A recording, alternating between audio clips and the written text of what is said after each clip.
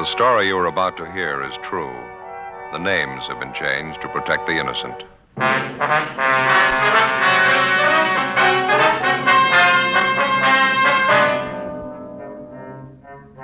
You're a detective sergeant. You're assigned a homicide detail.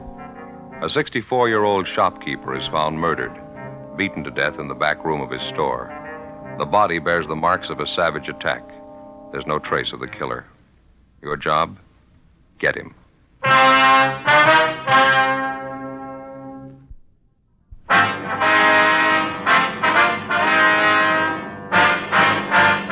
Dragnet, the documented drama of an actual crime.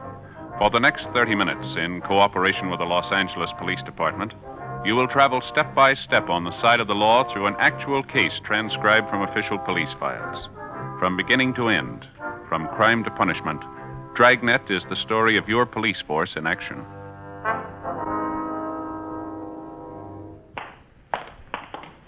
It was Wednesday, February 19th. It was cloudy in Los Angeles. We were working the night watch out of homicide detail. My partner's Ben Romero. The boss is Thad Brown, chief of detectives. My name's Friday. We were on the way out from the office, and it was 10:56 p.m. when we got to 1016 South 12th Street, the Apex Men's Shop. Yes, sir? Friday and Romero, Central Homicide. ID card. Oh, yeah, Sergeant. Been waiting for you. My partner's upstairs in the back talking to the victim's wife. You answered the call, did you? Yeah, that's right. Miles and Keever, Unit 16R. Who are you? Miles. Keever's talking to Mrs. Wilford, victim's wife. She found the body. What's that up above?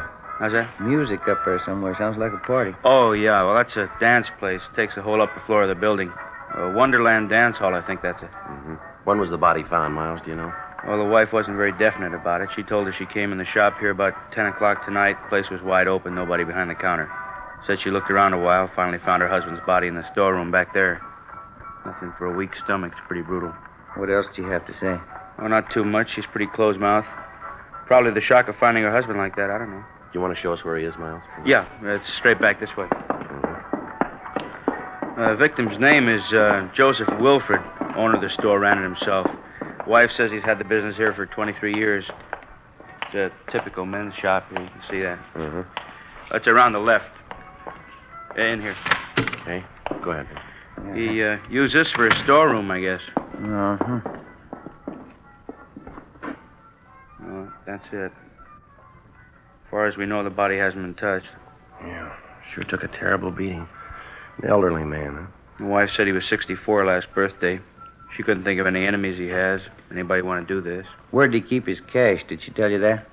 No, cash register, I guess. Can't be sure till Leighton Prince gets here. Yeah. Did you call the crime lab yet? I'm waiting for you fellas. You want to call him now? Would you mind? Oh, sure, Sergeant.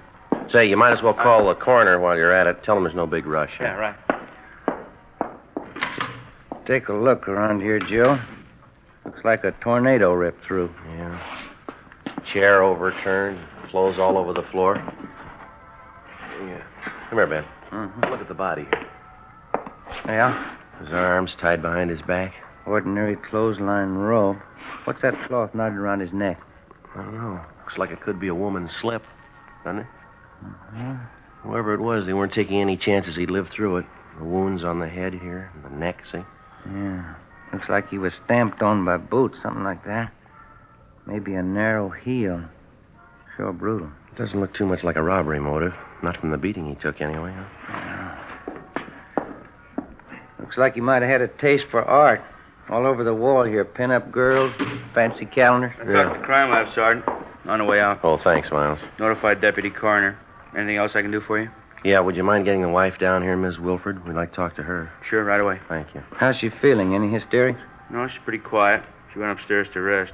A couple of housekeeping rooms up there. Guess that's where she and her husband live. We'll tell her she doesn't feel too well. We could come up there and talk to her. Right, Sergeant. Right. What do you think? I don't know. We'll see what the crime lab can come up with. We can start checking around the neighborhood after we talk to the wife, huh? Mm-hmm. Let me take a look here. What's that there? It's funny. Not much place in a haberdashery for things like this, look. A woman's nightgown. Black lace, huh? Mm-hmm. Packed in a gift box. Is that a card there? Yeah. See if we can read it without touching it. Mm-hmm. Says, to a beautiful girl, you've been away too long, hoping we'll never be parted again. It's signed Joseph Wilford. Seems a little funny, huh? Yeah, it does. Maybe his wife's been on a trip. He's going to give it to her as a present. When's the last time you gave your wife a black lace nightgown?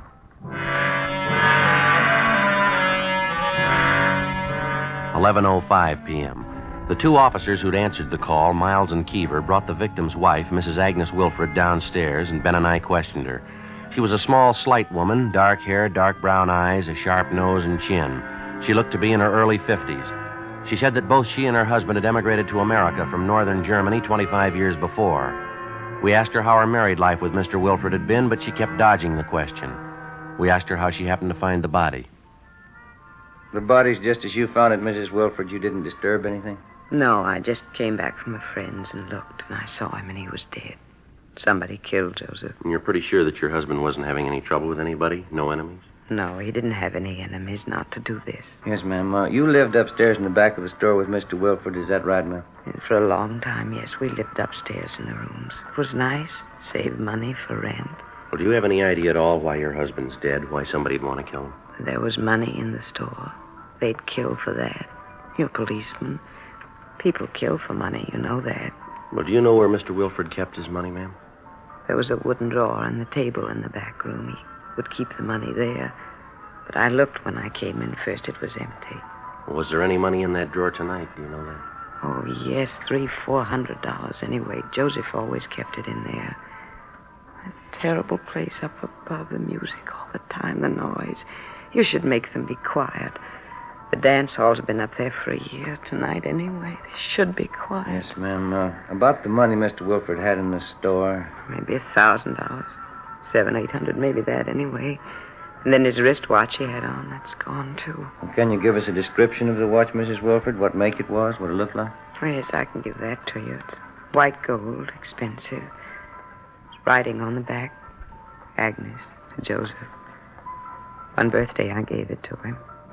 Have you been away from your husband recently, ma'am? I mean, on a trip or anything like that? No, I haven't been away. Why? Well, we don't mean to upset you at a time like this, but would you know if your husband had any women friends? Miss Wilford?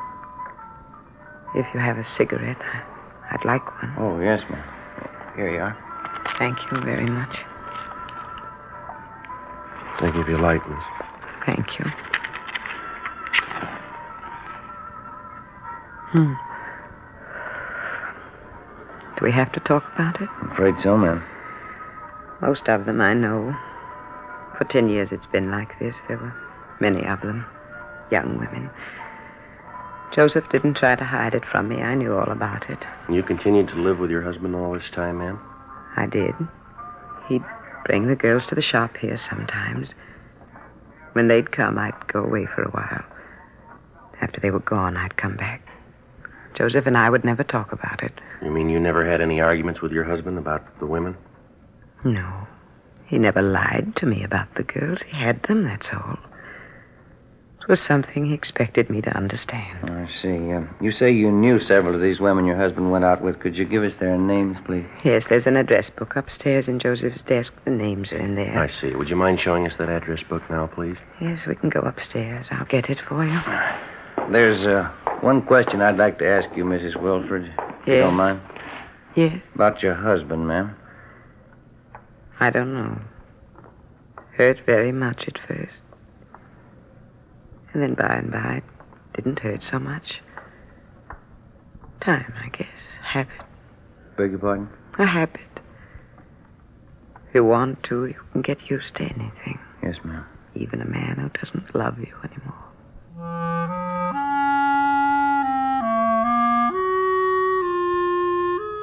We went upstairs to the housekeeping rooms where Mrs. Wilford gave us her husband's personal address book. She also gave us a description of his wristwatch, which had been removed from the body, along with the name of the jeweler who'd sold her the watch. It was a Hamilton with a diamond-studded dial. The crime lab crew arrived downstairs and began their routine investigation. We finished questioning the victim's wife, and then we started checking the neighborhood. Only a few of the stores in the area were still open. We found only one possible witness, a newsboy, who told us that he'd seen an attractive dark-haired woman enter the store earlier in the night at about 8:30 p.m. His description of her was only sketchy. Another hour of checking the neighborhood, and we went back to the store. Lieutenant Lee Jones and the crime lab crew finished checking over the entire layout. They went back downtown to give a thorough examination to what physical evidence that they'd found. The deputy coroner arrived and removed the body. Together with Hubka and Forbes from Homicide, Ben and I spent most of the next day checking with store owners in the immediate neighborhood of Wilford's haberdashery. They could tell us nothing we hadn't already found out. We got the description and serial numbers of the victim's missing wristwatch, notified the pawn shop detail, and got out a broadcast on it. 3:45 p.m. We checked with the office. We got a slow enough start on this thing, huh? Everybody tells us the same story. Yeah, seems to be pretty common knowledge. He had a lot of girlfriends. I guess we better start checking out the names in that address book, huh? Yeah. Sure beats all, doesn't it, Joe? What's that? Mrs. Wilford, 10 years her husband's dating other women right in front of her. It isn't normal. Can't see why she didn't just pack up and leave. It's kind of hard to figure at that. Maybe she was still in love with him. I wonder how Forbes and Hubka made out. I'll check the book, see if we got a call. Okay. See. No? No word from him, huh? No, Lee Jones called from the crime lab. Wants us to check with him. I'll call him. Okay, fine. 2667, please. That's right. Guess we better check with the morgue, too, huh? See if they got the body posted yet? Yeah. Hi, Lee. It's Romero.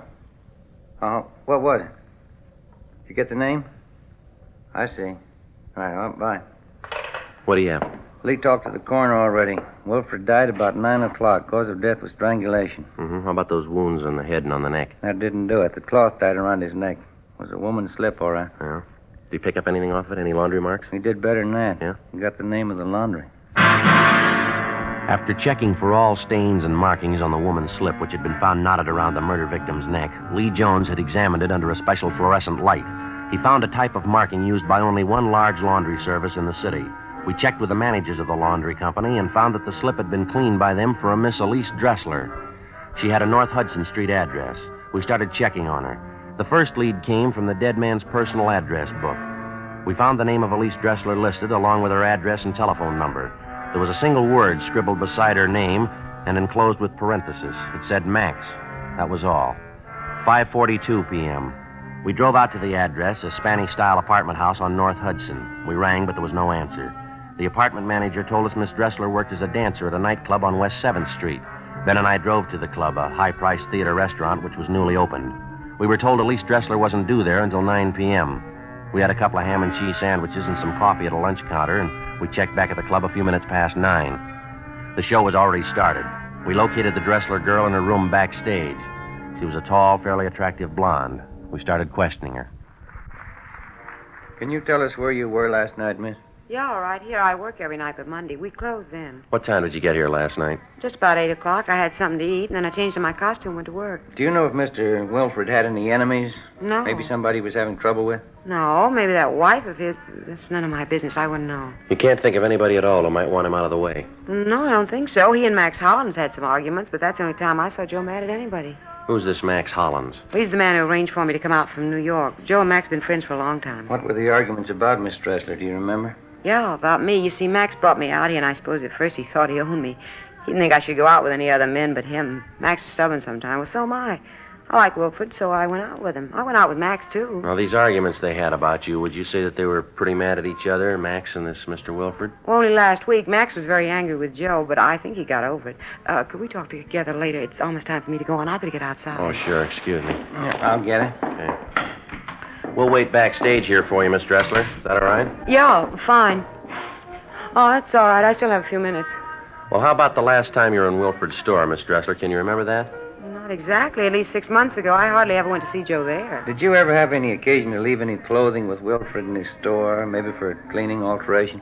No, I never left them. Maybe it's possible they could be there. How do you mean? Well, I have some nice slips, you know. First I sent them out, but Joe said he knew a very nice French laundry to do them. He'd come to my place, pick them up, and then take them to the laundry. Maybe he could have left them in his shop one day. Well, would anybody besides yourself have access to the clothes in your apartment? Maybe a roommate? No, I live by myself. I have the only key to the door except Max Hollins. He's got one. He lives in my apartment house, the upstairs floor. Nobody else has a key. Did you send any clothing to the French laundry with Mr. Wilford recently? Yesterday I did. 2 nice slips of mine. But Joe Wilford didn't call for them. I sent them over with Max. How'd that happen? Max said he might as well take them. He was going down that neighborhood by the haberdashery. Oh? I wanted to see Wilford anyway. Max said he wanted to fix up their argument. We continued questioning the Dressler girl after she finished her first act at the theater restaurant. She told us that she hadn't seen Max Hollins since early the day before. She was taken downtown where she gave us a full statement. Further questioning got us the information that the argument between the two men, Joseph Wilfred and Max Hollins, over the affections of Elise Dressler was far from settled at their last meeting. The girl admitted that it was a serious argument and that it ended up in a fist fight between the two men. She said Max Hollins was out of town for the night, but that he'd return early the next evening for work. He was employed as manager of a room service department at a large downtown hotel. 11:30 p.m. Ben and I drove back to the apartment house on North Hudson, and together with the building manager, we checked Max Hollins' apartment. We found nothing. The manager told us Hollins' car was parked in the apartment garage, so we went down and gave it a routine check. Under the front seat, we found a paper bag with a pair of gloves in it. There were bloodstains on both gloves. We dropped them off at the crime lab for examination. At 6 o'clock the following night, Ben and I went to the room service department of the downtown hotel where Hollins was employed. Sorry, sir. Mr. Hollins is late this evening. He should be here pretty soon. He notify you he'd been late? Well, he called, yes. Probably be here in 10 or 15 minutes. I'm his assistant. Can I help you? No, it's all right. We'll wait. All right. Pardon me. I wonder if we could look at your wristwatch, please. Well, surely. It's just a few minutes past No, 8. we just want to look at the watch if we could. Oh, sure. Here. Could you take it off? I'd like to look at the back of it if it's all right. Sure, that's all right. Here. Nice looking, isn't it? Just got it yesterday. That's so. Same engraving. Agnes to Joseph. Where'd you get this watch, sir? Why, what's the matter? Where'd you get it? Max Hollins. He sold it to me.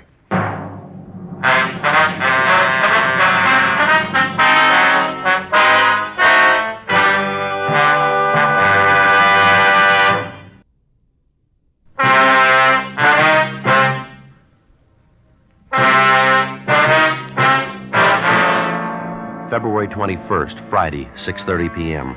We called the office and notified them that we'd located the wristwatch taken from the body of the murder victim, Joseph Wilfred. A stakeout was placed on the North Hudson Street apartment house. Ben and I stayed on at the hotel waiting the return of the murder suspect, Max Hollins.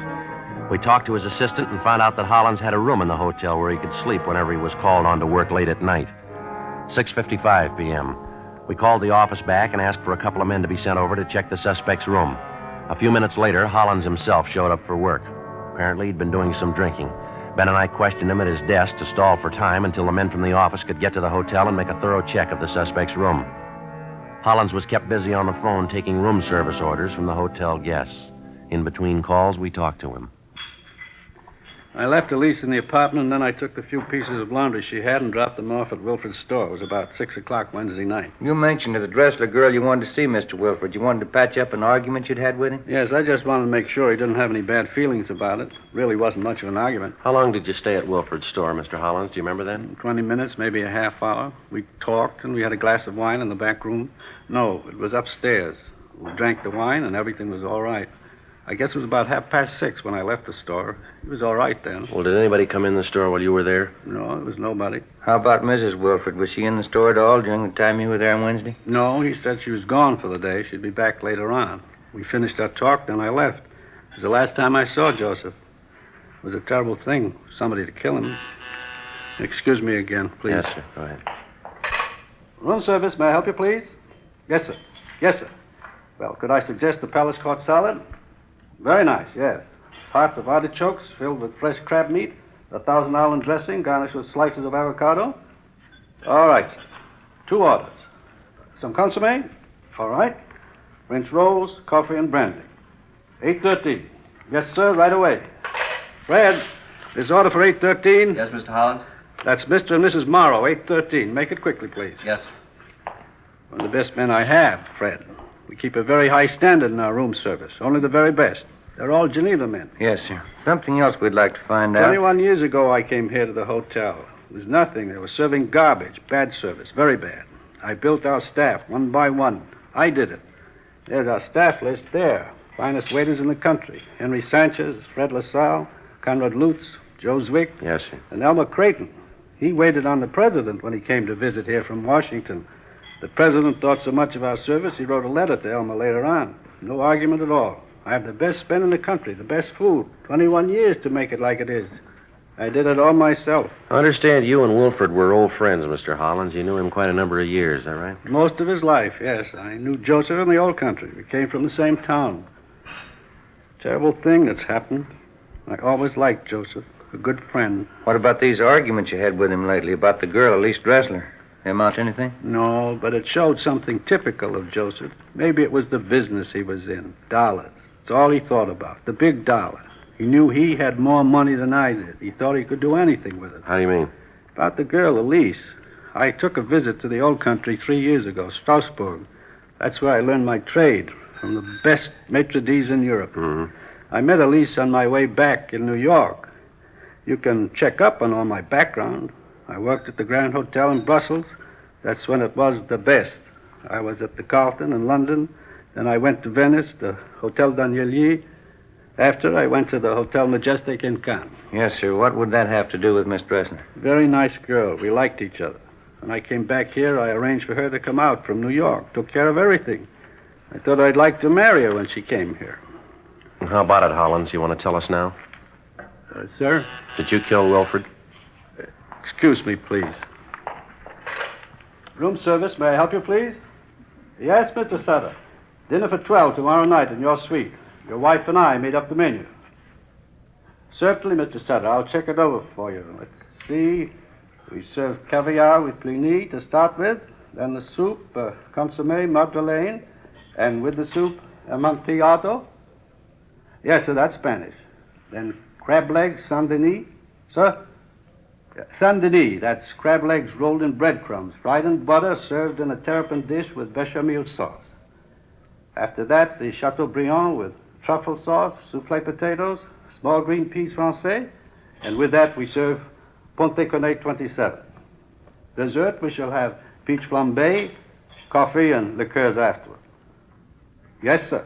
Henry Sanchez and Conrad Lutz. They'll serve you. Thank you. Thank you, Mr. Sutter. Good night, sir. Real gentleman, Mr. Sutter. He knows how to give a dinner party. The old school. Not so many of them left now. It's not like it used to be. People aren't the same anymore. Oh, yes, Fred. What is it? A message for the officers here. Sergeant? Oh, thank you. Excuse us a minute. will you? Oh, of course. What is it? It's from Forbes. They checked his room in the hotel. They didn't find anything. Better get him downtown, huh? Yeah. Hollins, we'll have to ask you to come downtown. Oh, yes. Get my top coat on here. There. Out this way, Sergeant. All right. You park your car in the hotel garage? No, sir, outside on 10th Street. You can go out the side door then. This way.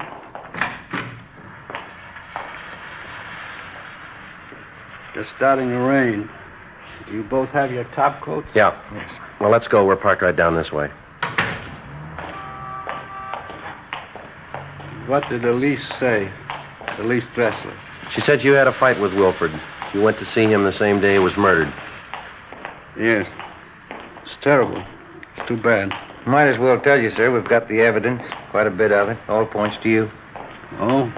How is that? Well, the pair of gloves you were wearing, we found them. The wristwatch you took off the body, we found that, too. Yes. You want to tell us about it? I didn't use good sense. I didn't know what to do when I went to see him. But I didn't have it in my mind to kill him. God knows I tried to talk to him. I asked him, please, to stay away from Elise. I asked him as a friend. Yes, sir. All he said to me was, Max, I give her presents and she likes me. I have the money to give her what she wants, Max. You haven't got the money. That's what he said to me. You had a fight with him then? No, there wasn't any fight. I'm not sorry. I killed him, but I'm not sorry. You want to give us a statement about it downtown? I suppose. I'm not ashamed of it. All right, let's go. Down this way. Any man would have done the same. How could you hear such talk and not kill him? How about the wristwatch you took off of him, the money from the drawer? I wanted to hurt him more, even after he was dead, after I beat him and beat him. I knew it would be the worst way to hurt Joseph, to take his money. Here we are.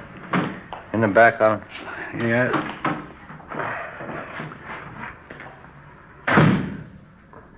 Sergeant. Yeah. I've told you now. I killed him. Don't you think I had a right to kill him? I wouldn't know. But he was like that. The first time you met Joseph, you would know he was bad. It was better for everybody for him to die. First time you met him, you would know that. I'm sorry, I wouldn't know, mister. What? The only time I met him, he was dead.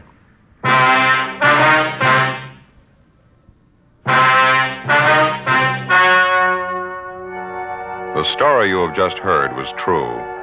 The names were changed to protect the innocent. On June 4th, trial was held in Superior Court, Department 89, City and County of Los Angeles, State of California. In a moment, the results of that trial.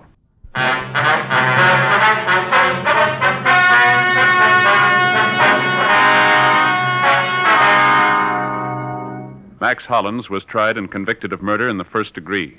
He was executed in the lethal gas chamber at the State Penitentiary, San Quentin, California.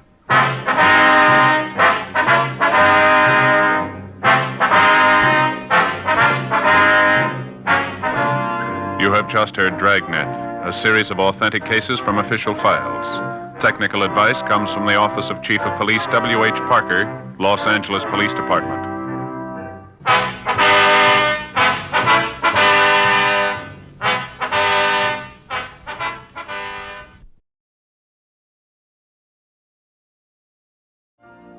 You've been listening to the OTR Gold Network. Find more classic radio at otrgold.com.